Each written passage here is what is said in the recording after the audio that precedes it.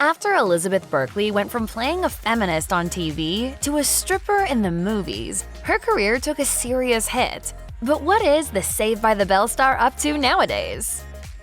Back in the early 90s, Saved by the Bell was one of the most popular teen shows out there, spawning multiple TV movies and a dedicated following. Most of the show's stars stayed until the bitter end, but cast member Elizabeth Berkley, who played teenage feminist Jessie Spano, decided to voluntarily leave before the last round of episodes were filmed. Although she wasn't alone, as Tiffany Amber Thiessen also exited at the same time, Berkley's reluctance to see out the project could have made an impact on her reputation. The circumstances around Berkley's exit had to do with the show production, as the series finale had already been filmed when the network ordered an additional 11 episodes. Casting directors may not look favorably upon actors who perhaps aren't seen as team players, but regardless, Berkley thought she was on to bigger and better things, and was setting her sights on other projects that could see her get ahead. It wasn't long before Berkley was in the lead role in a film that would be remembered for decades to come, for all the wrong reasons.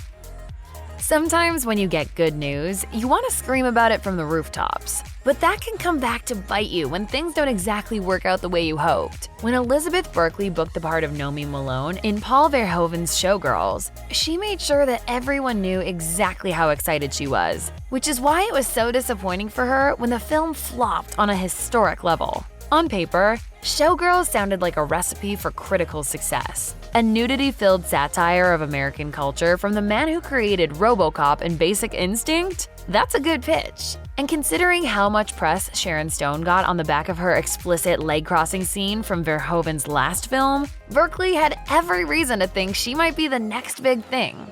She even told Esquire of her hopes for merchandise sales based on the movie after its release, fantasizing, "I want Showgirls coloring books, Showgirls lunchboxes, a Showgirls breakfast cereal, Showgirls soap on a rope." Even though her comments were tongue-in-cheek, Berkley's excitement for the next step up in her career was very real. Unfortunately for her, the jarring move from a kid-friendly sitcom to a sexy NC-17 feature film didn't exactly go down very well. Her performance was ripped to shreds by critics. When talking about the backlash in 2020 to People, the actress admitted, "There was so much cruelty around it. I was bullied, and I didn't understand why I was being blamed."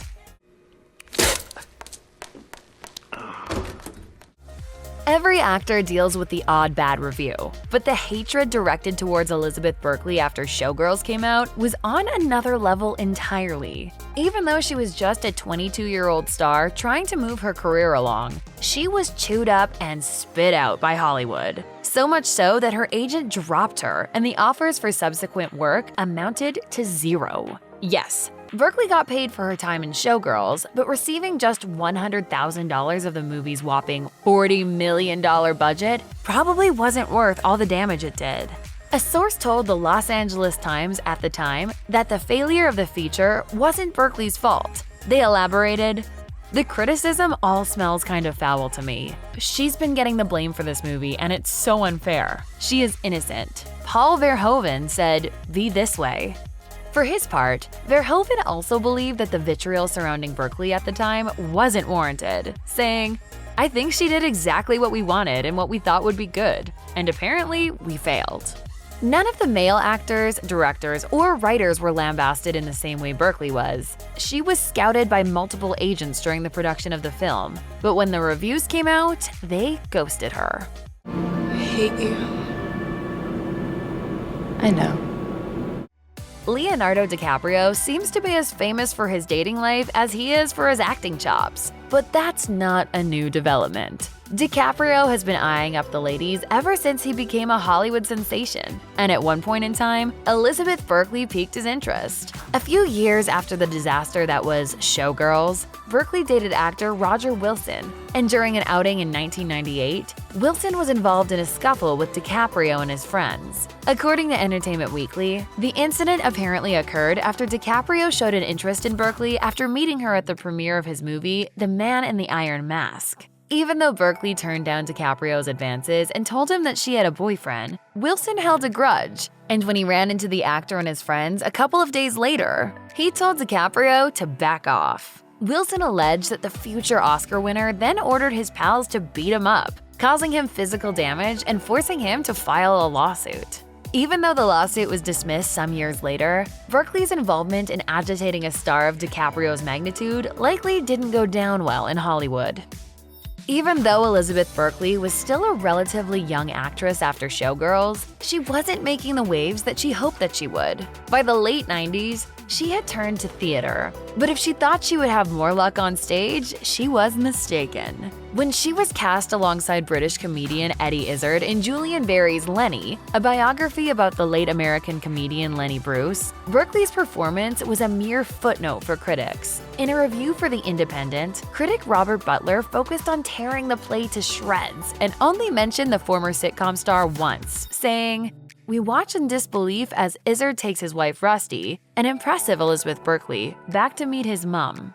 Even though it was praise, it wasn't the kind of review that gets producers knocking down your door. A few years later, in early 2004, Berkley landed another part in a Broadway production titled Sly Fox. Sadly, a critic reduced her to a footnote again, although this time in a less flattering light. Frank Rizzo, reporting for Variety, stated, "Less successful are Rachel York as a prostitute who wants to marry Sly, and Elizabeth Berkley as Truckle's virginal wife. Berkley mostly fails to mine the comic gold lining the script." It seemed like Berkley just couldn't win, whether in front of a camera or a live audience. There's an unspoken rule that prevents actors from reaching out to critics to argue with them, no matter how unfair they feel a write-up is. That said, Elizabeth Berkley reached her limit when her performance in Sly Fox was blasted by Charles Isherwood. In a 2005 article for the New York Times, Isherwood explained that he received a call the year prior from Berkley after she read his review because the actress had more than one bone to pick with him.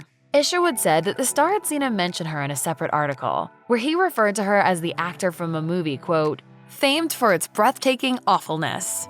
He doesn't mention the project by name, but it's clear he's talking about Showgirls.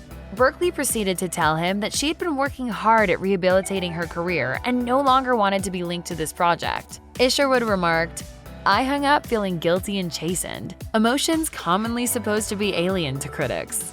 Isherwood went on to praise Berkley for her approach and performance in another play, but some in the industry felt that the actress had crossed a line. In 2011, Elizabeth Berkley decided it was time for another career shakeup and tried her hand at writing a book. Fans were understandably nervous given Berkley's brush with critics in the past, but this particular project turned out well for the former Saved by the Bell star. Ask Elizabeth. Real answers to everything you secretly wanted to ask about love, friends, your body, and life in general was an interesting concept in more ways than one. Written specifically for teenage girls, Berkley compiled the diary-style book after spending a lot of time visiting high schools and putting on girls-only workshops, according to Entertainment Weekly. Talking to the publication, the actor-turned-author said the concept was born after Saved by the Bell reached a new audience through syndication, and girls began to recognize her in public more frequently. She continued, "I'd be talking to 5 girls, and it would turn into 10, 20. And it would end up being this kind of organic, shared dialogue." I want to give them something like an antidote to that problem, a place for them to connect with one another and help each other. Berkley soon became aware of a gap in the market that she could step into, offering advice and helping young girls with their everyday struggles. By all accounts, the book was a critical success. After the intense backlash of Showgirls, many actors might have decided to give up for good. Despite the shadow the role cast over many of her future endeavors, Elizabeth Berkley never gave up her passion for acting. She continued to try and crack the TV code for decades, but didn't get another major starring role. Instead, she appeared in multiple guest spots on shows like Law & Order: Criminal Intent, CSI Miami, and Melissa and Joey.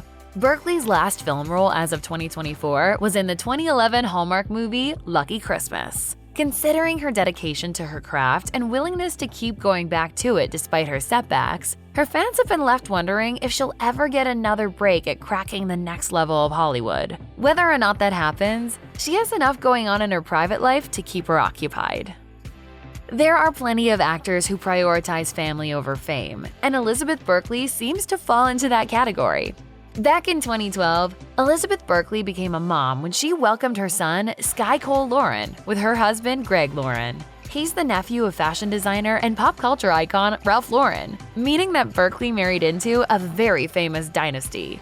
While she was expecting, Berkley opened up about this new chapter of her life to people, saying, "As an actress, sometimes you get cast in a job and you have to just go. I like how this has been its own journey, and there is time for what is the role of a lifetime." Since then, Berkley has largely kept herself and her family out of the spotlight, very occasionally sharing little snippets of Sky on social media. While plenty of fans would like to see more of Berkley, it seems that she's simply happy to be there for her son as he navigates his childhood. There have been too many TV reboots in the past decade to count, but only one of them brought Elizabeth Berkley back in front of the camera. In 2020, Saved by the Bell returned as a Peacock original series, with the cast reuniting after 28 years off the air. At the time of the reboot's release, Berkley, who also acted as a producer, told Collider that the timing of the show's release was fortunate, explaining, "We all need some fun and joy right now, more than ever."